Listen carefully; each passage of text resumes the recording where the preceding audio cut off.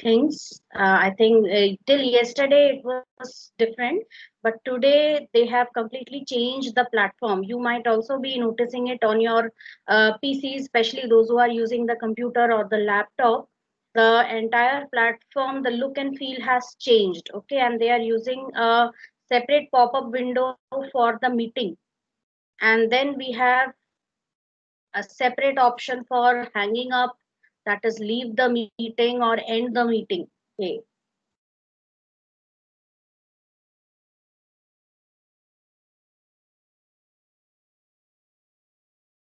Okay.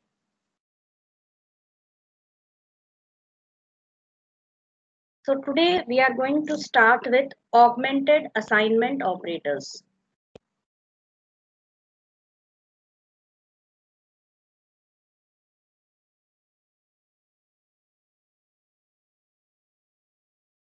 What are augmented assignment operators? You all already know that this is the assignment operator which is used to assign a value to a variable. Okay. So when I write, if I have any statement like this, a equals 5, and then I want to write it in this way. Just a second, let me adjust my graphic tablet.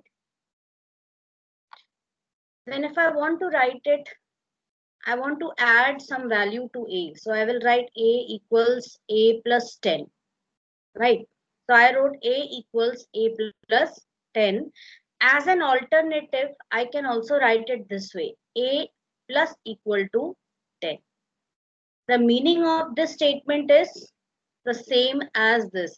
That is, first of all, solve this expression. Add in the beginning, a would be having what? A would be pointing to 5. Now take the value to which a is pointing, 5 plus 10. This will give us 15. And now assign this 15 to a. That means somewhere in the memory we will be having 15. Now a would be pointing to this 15 and this old association will be broken.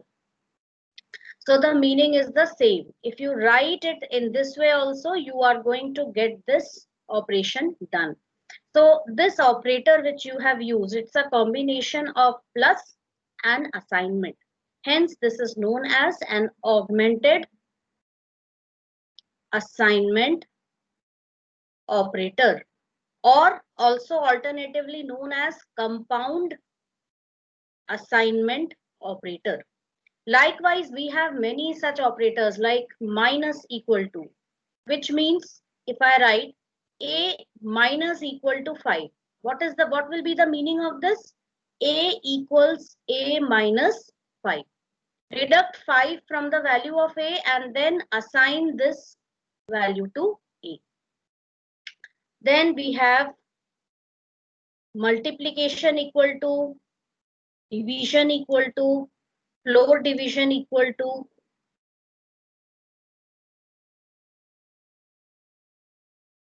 So we can use the augmented assignment operator for all different types of only arithmetic operators.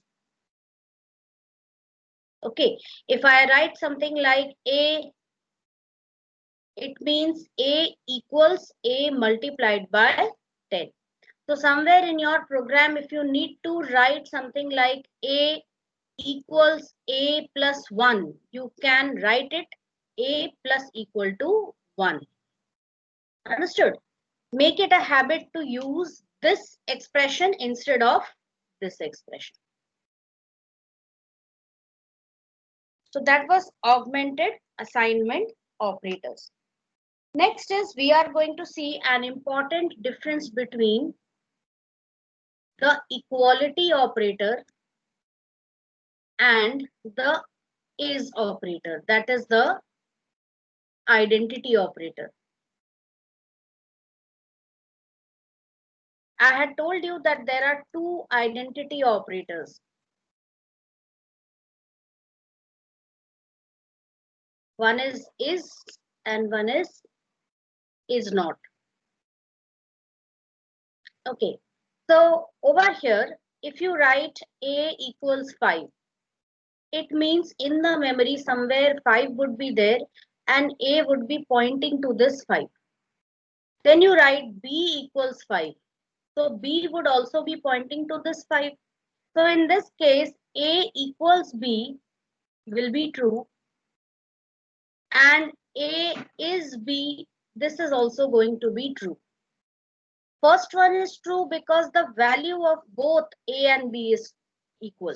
Okay, value of both A and B are equal. Second one, the reason for the second one is that both of them are at the same memory location. Okay, both of them are at the same memory location. That is, the memory address of both is the same. Let's see this practically.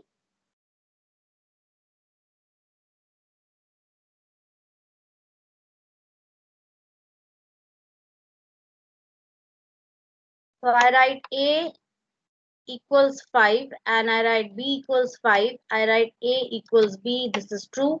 And I write A is B. This is also true. If you check ID A, if you check ID B, both the memory addresses are the same. Okay. Now, if I make some changes, like I'm going to take B, I'm going to take C, I'm going to ask it from the user. Enter a value. So let's see, right?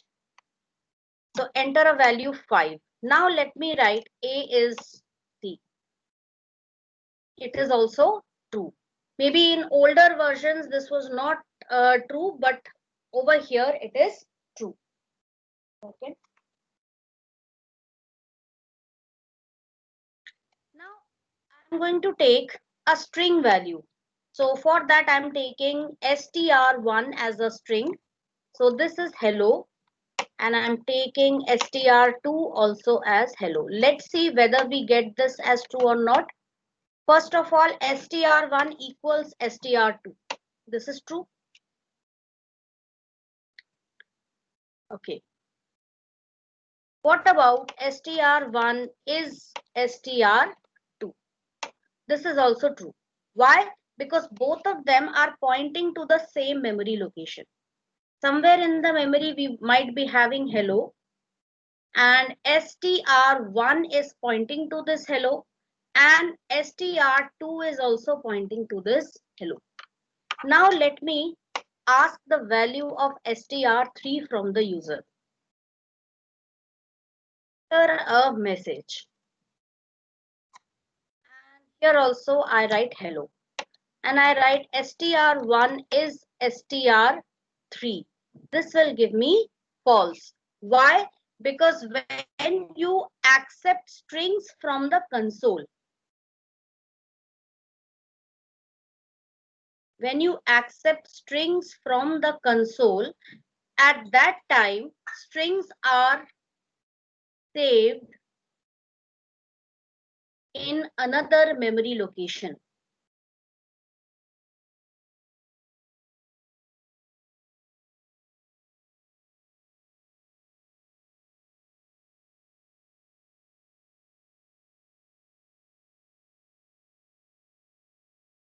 Okay, so strings are saved in another memory location.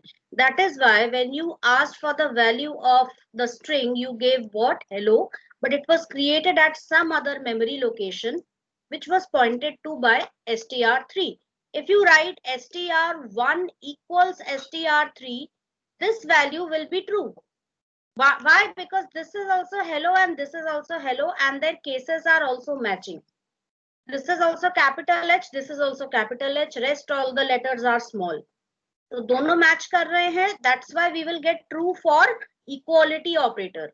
But if I write str1 is str3, this works on the principle of memory address. इसका memory address अलग है.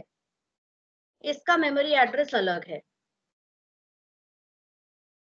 So because the memory addresses are different, hence you will get what? False. This happens only when you accept strings from the console. Is this clear? So accepting strings from the console, you will always have difference in case of equality operator and identity operators. Okay, let's check ID of str1. this, and let's check ID of str3. It is different. So these are small things which you need to just pay attention when you are working with strings.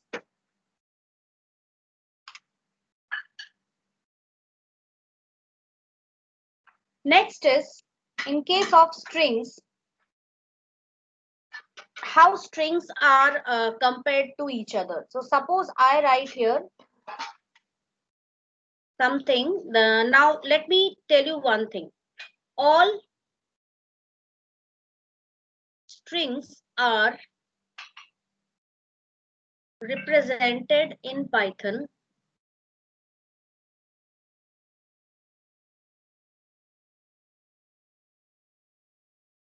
in the form of Unicode characters. If I just tell you what are Unicode characters, just watch very carefully.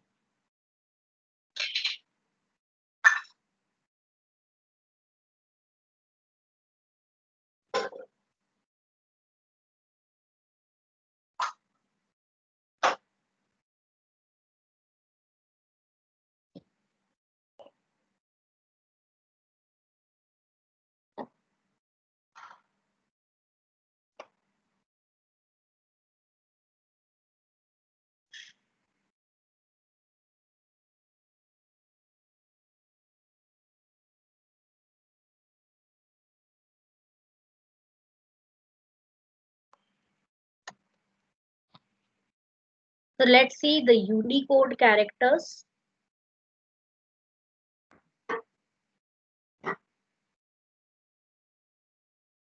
Unicode is a standard representation of all characters of the world. Okay. So here you can just see the code. This is the Unicode code point.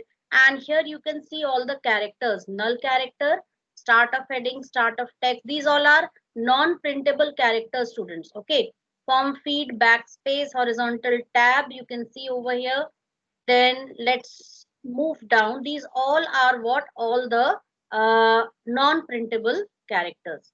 Then you come to ASCII, punctuation and symbols. These are also included within Unicode, right? So here space, its decimal value is 32. That is, its ASCII value is 32 and its Unicode code is this, right? So when I say ASCII, it stands for American Standard Code for Information Interchange. We will learn in detail about this in the chapter data representation. So for the time being, I'll just give you a short introduction. American Standard Code for Information Interchange. The meaning is this particular code or coding method, it's a special encoding technique. It's a special encoding technique under which every character of the English alphabet, and not only just the alphabets, that is capital A to Z or small a to Z, but also the digits and special symbols, the entire Python character set which you use, okay, they all are encoded into a decimal value. And that decimal value is its ASCII code. It is known as its ASCII code. Now, because Unicode is a global system of, it's a global encoding technique which not only contains the English alphabet. ASCII's problem is ASCII can only support English alphabets, but Unicode supports all major languages of the world. If I just tell you, I'm just going to show it to you how it is done. So we'll just move down over here. So you can find Latin characters. You can see all these characters over here. I'm just going to scroll down. This particular place where my cursor is, this represents all the world characters, European Latin. Then I'm just going down in this. Non-European and historic Latin, you can see over here, African clicks, Croatian, then some Chinese pinyin characters with which you can just type Chinese using your phone.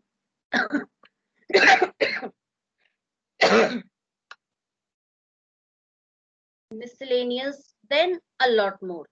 So these all are the characters and it will keep on moving on. Okay. So Greek and Coptic, you can see the Greek letters, pi, sigma, all those letters you will find over here.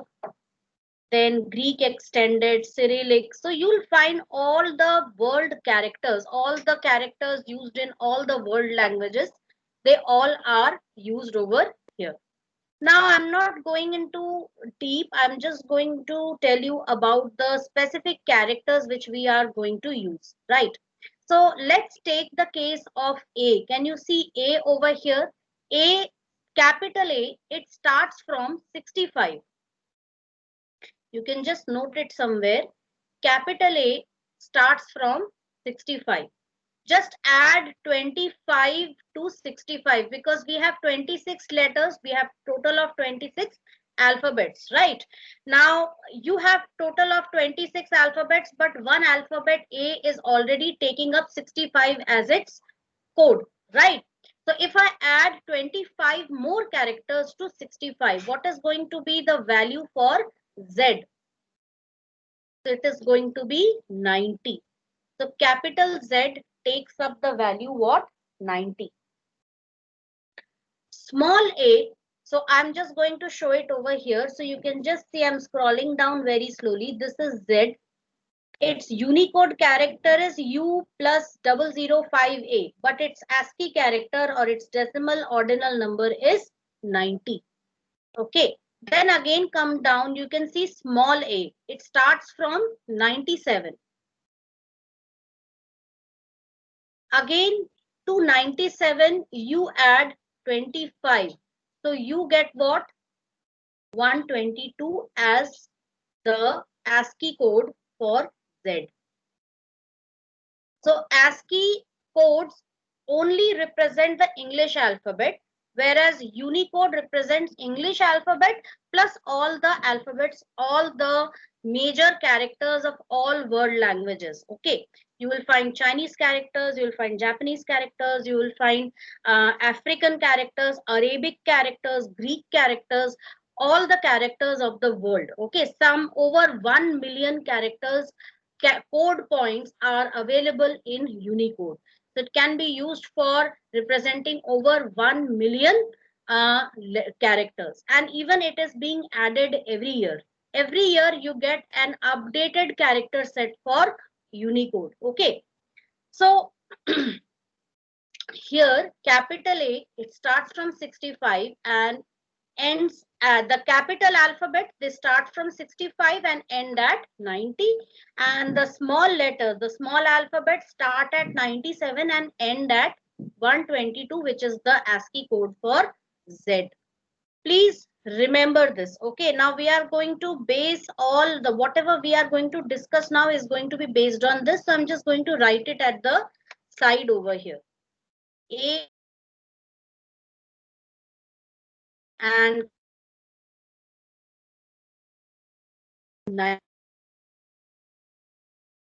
97 and so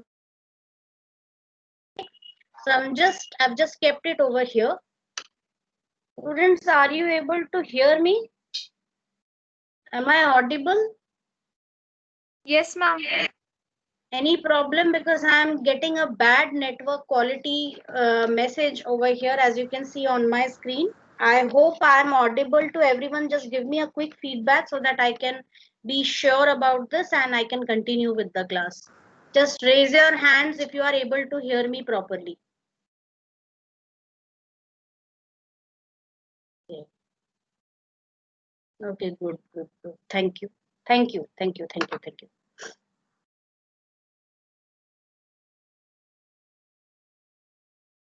Fine. Priyansh Rai, can you hear me? Chahat Agrawal, can you hear me?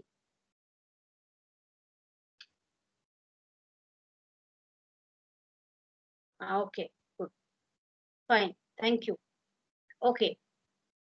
So here we are. So keep one eye on this for all the discussions which we are going to do.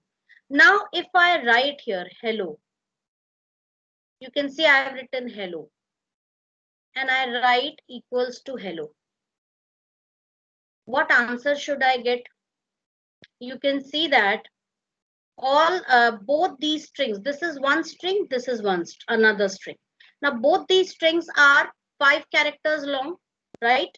And the corresponding letters are also the same. That is this H, we have a capital H here, we have a capital H here. Rest all the letters are also same, and the case is also same. That is, their ASCII codes is also going to be the same. I want everybody to do something in your copy. Write the ASCII codes for all these letters and tell me. You have this table in front of you. So with this table, you can figure out what is the ASCII code for capital H, because capital H would fall within this range. And what is the ASCII code for all these letters, as they are going to fall within this range. And you will tell me.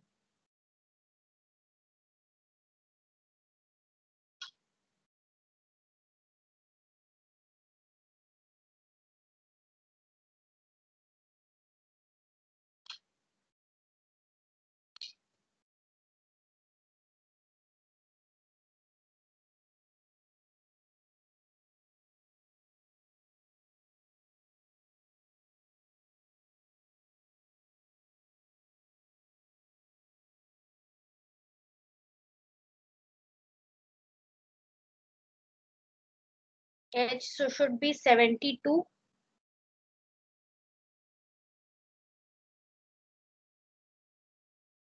Should be 101.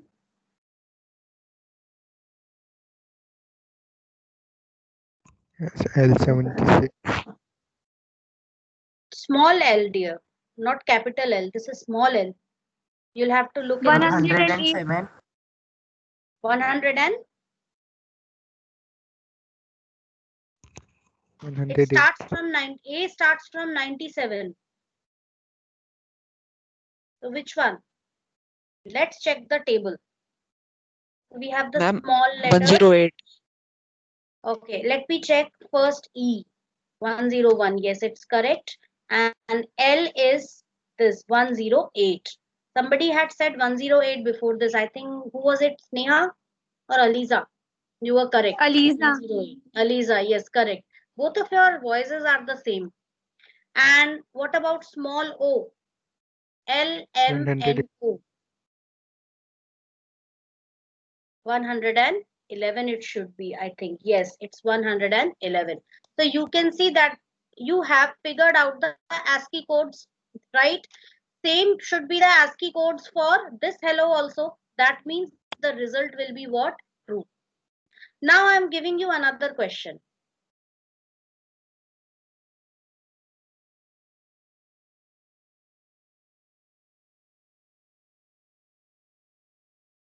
What will this be? False. Why false? Because we can see that the first letter is different.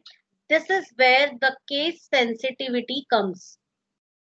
This is why Python is case sensitive. Okay, because there are different characters for capital and different characters for small. Different encoding is followed for both capital and small letters. So this is false. Now I'm going to write it like this. What should be the value? Now we will check it right from the first character. Capital H, small h. Okay, first compare only these two. इन दोनों में से छोटा कौन सा है? Which one is the smallest one? Of course, small capital H is the smallest one. Why? Because its ASCII code will be lesser than the ASCII code for small h. Understood? Capital H, its ASCII code is what? 72. What is the ASCII code for small h? 104. 104. So you can see very easily over here that which one is greater? Small h is greater. That means, will this be correct? Yes, this will be true. Why? Because capital H is less than small h. So when it comes to strings, students, comparison is always done on the basis of corresponding places. Okay, number of characters. First number of characters is counted. If the number of characters is correct, then it starts from the very first character. First character of both the strings will be compared. If they are same, it will move on to the next one. Okay, so now let us take something else.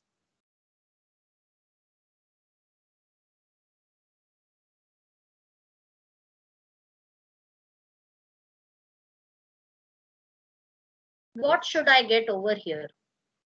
Now let us just calculate the number of characters first. 1, 2, 3, 4, 5, 6. 1, 2, 3. Let me remove. Okay, let me do it with this only. What should be this? Should it be true True. or false? Let's do it over here in Python and check. Okay, so I have written Arvind less than Arshan. Answer is false. Let's see why. Okay, we have capital A over here. We have R, both are same. Next is V and S. So small v and small s. What is the ASCII code for small v? Let's check it over here. ASCII code for small v is 118 and ASCII code for small s is 115. So this is 118, this is 115. Okay. So you can see over here that 118 is greater than, these two were the same. That is why it moved on to the third character. So this 118 is greater than 115. Hence, Arvind is not smaller than Arshan. Okay. Again, one I would like to correct over here. We are not considering the number of characters. Okay. Only the ASCII characters. One correction, please make it. We are not considering the number of characters because you saw it over here that we are getting false, right? So we will only be moving ahead with the ASCII codes of characters. Now all of you, okay, 1 second. Let me just rub all this except the ASCII table.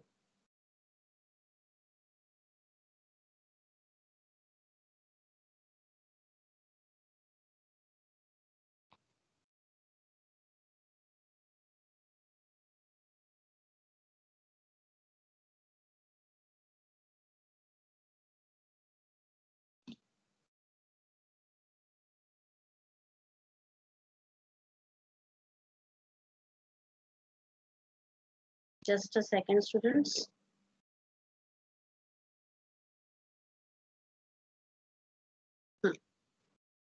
Fine. Okay. Let's take some other example.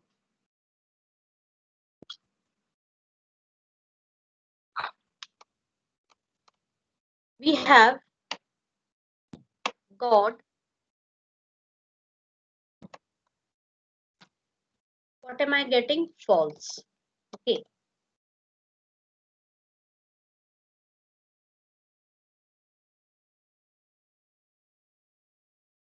Do it in your copy and tell me what is the reason. Why am I getting false? Or without even copies, you can just tell me the reason.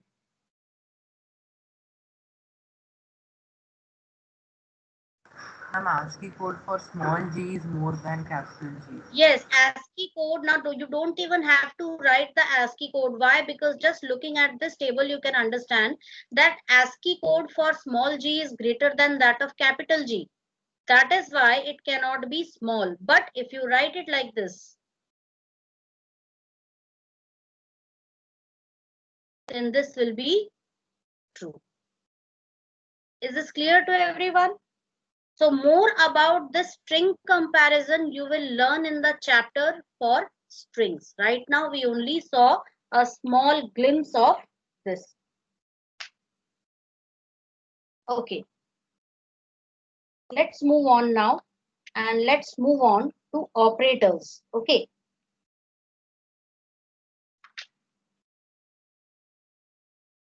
Now I have a small table over here which I want to just insert.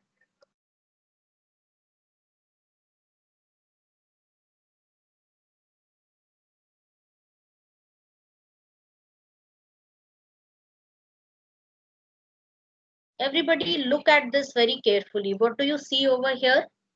Python operator precedence. What do you understand by operator precedence?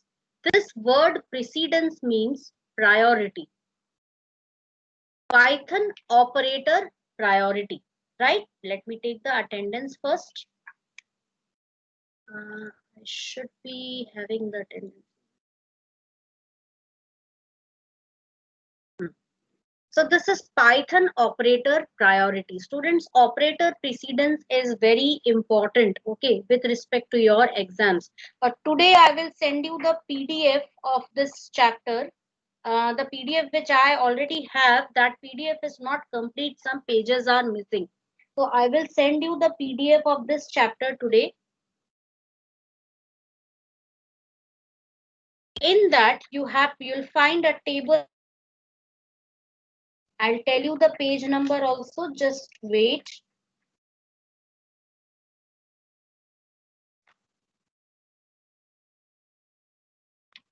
Okay. For the time being, you can take a, or I will send it to you through the chat. So here using the chat, I'm going to load it and keep it, right?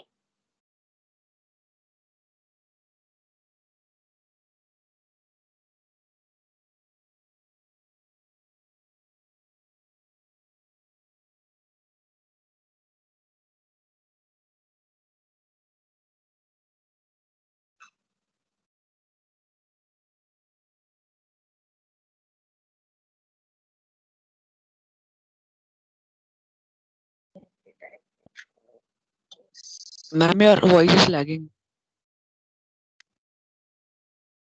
My voice is lagging. That might be because of the network issue. Wait, I'll do something about that. First, let me send this to you.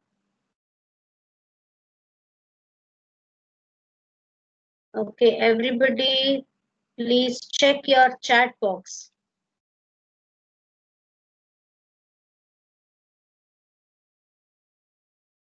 Did you get something in your chat box? Until now, nothing. Nothing. Okay, that might be because of the network issue, because of which it didn't get uploaded. Let me do it once again. File already exists. Okay.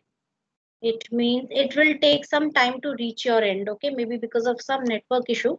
So I have already sent this. Now look at this very carefully. The operator which is at the top, it is at the highest level of priority, and one which is at the lowest, it is at the lowest level of priority. That is, and you can see which operator has the highest priority, exponentiation.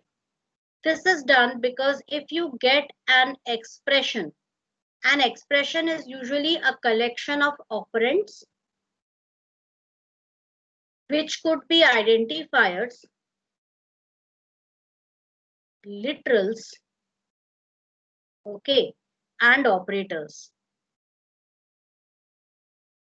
So you can get a collection of identifiers, literals, and operators.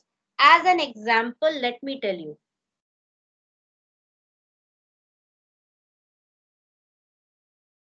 Take for example this expression. Understood? Now in this expression, what do you see?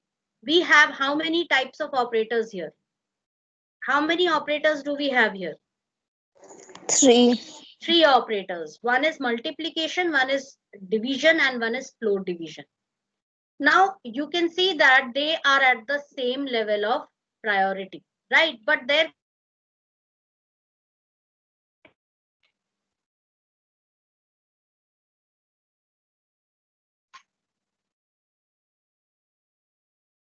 something like this, Ma'am, your voice minus is 8. lagging too much. My God, wait a sec. Just give me a moment. Let me check my network, students.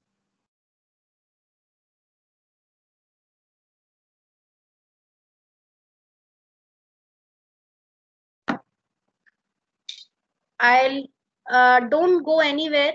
I'll leave the meeting for few seconds and I'll rejoin. Okay.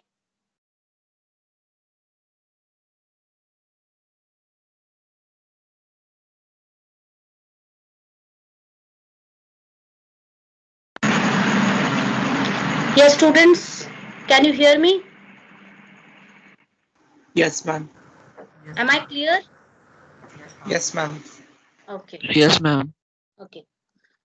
Maybe because of some network issue that was happening. Okay, I have, you can see the statement here which I have written. Can you see this expression, everyone? Now, in this Yes, ma'am. expression, you can see different types of operators are there. You have plus, you have division, you have multiplication, you have exponentiation, you have minus. Different operators are there, and such type of statements are known as what? Expression. Right? Now, what will you use?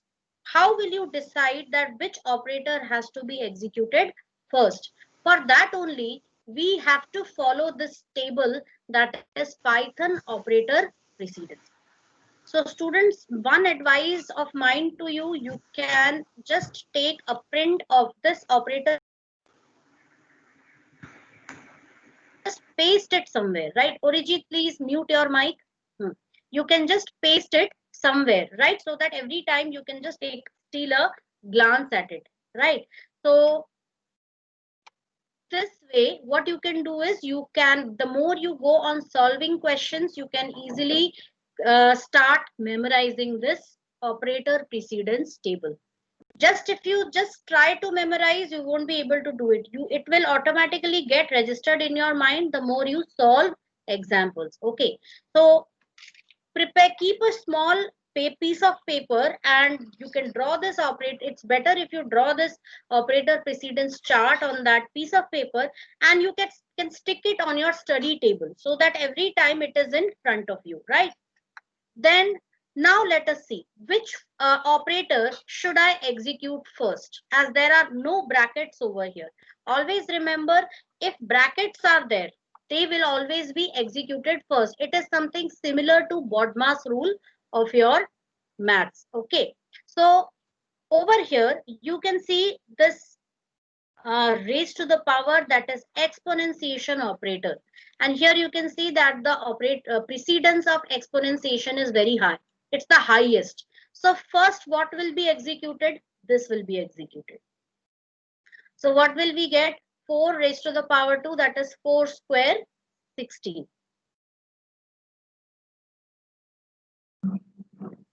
Now next, tell me, look at this table and tell me what is going to be the next expression. Next, what are we going to solve here?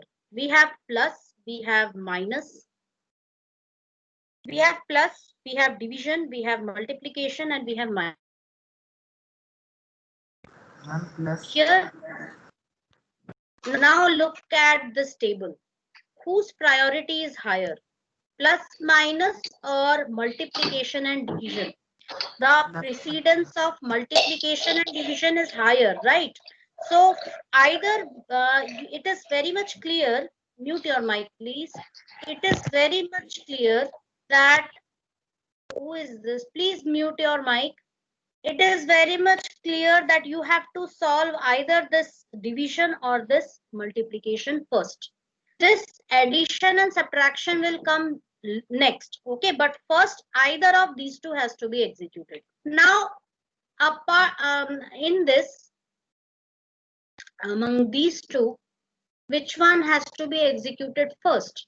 So when you find operators which are at the same level of precedence, you will follow a left to right associativity. Left to right associativity. Please note it down in your copy somewhere. So I'm going to first divide 8 by 5.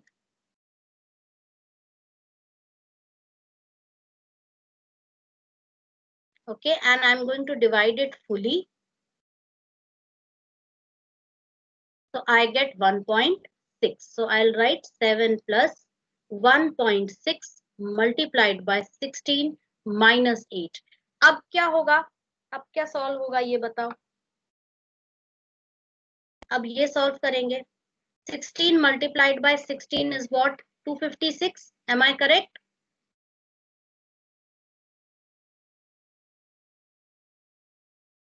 Yes or no? Yes, ma'am. So it should be 25.6.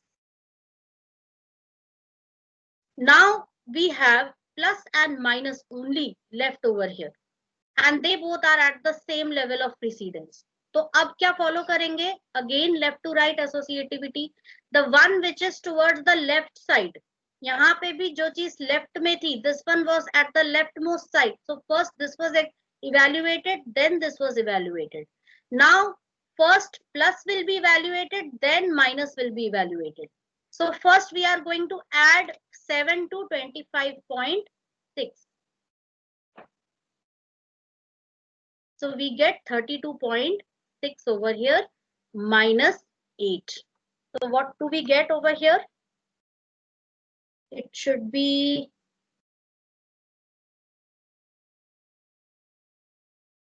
something like this. So we get the answer of the expression. So whenever you work with expressions, it is always going to follow operator precedence. That is, priority of operators is going to be followed. And you can also see what is the data type of the final result. It is float. Whereas in the beginning, when we had started this expression, every value was in which form? Integer form. But the final answer we got in float. Why? For that, let me tell you something, that is, Python follows something known as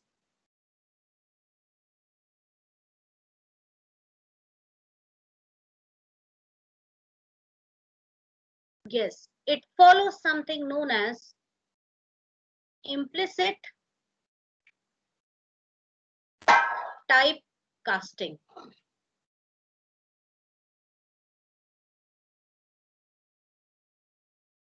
Internal data type conversion.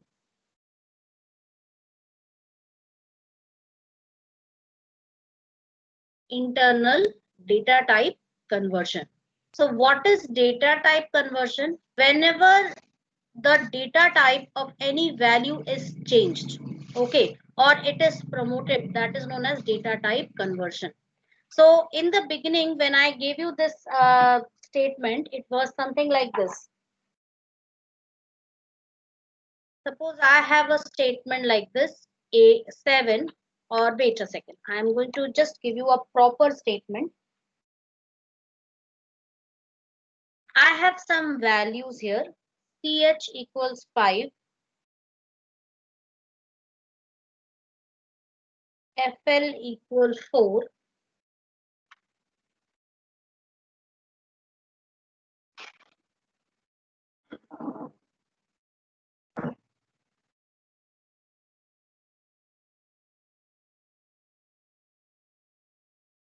And now I have,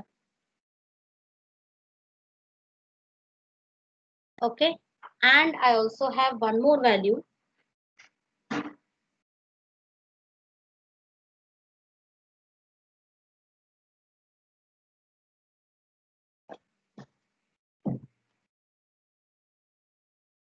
And I have print A and print B.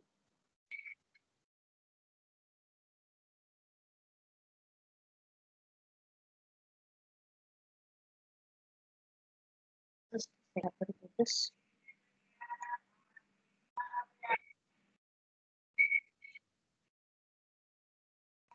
Just a second. Okay, let me first complete this. So I have A equals CH plus I divided by DB. What is the data type of CH? Can anyone tell me? Take a look at the values here. These are the values which are assigned. Ma'am, CH is int. Int. I is also integer. Int. Okay. DB, No, it is also. it is float. Ma'am, 5.0, it is float.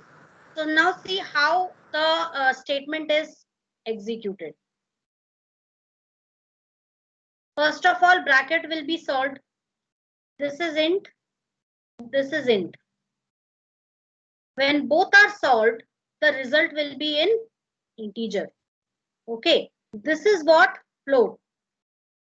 When both are solved, you will get the answer in float. So always it will be, if there are integer and float in a statement, always integer will get upgraded to float. Understood? Same way over here also. FD divided by DB multiplied by CH divided by 2. What is FD? This is float. What is DB? This is also float. Okay, because we are following left to right associativity, you can see that first this will be solved, then this will be solved, then this will be solved. So float and float divided by float will give you the value in float only. उसके बाद आता है this CH which is also float. So the result of this float and this float is also be float. And then divided by 2. 2 is what? Integer. But the result of these two is going to be what? Float. Okay. Further discussion we will be doing in the next class. We have almost completed this chapter because more than half of it was already covered in Python fundamentals. Right now what we are doing is few short things we are just taking a glance at them. Okay.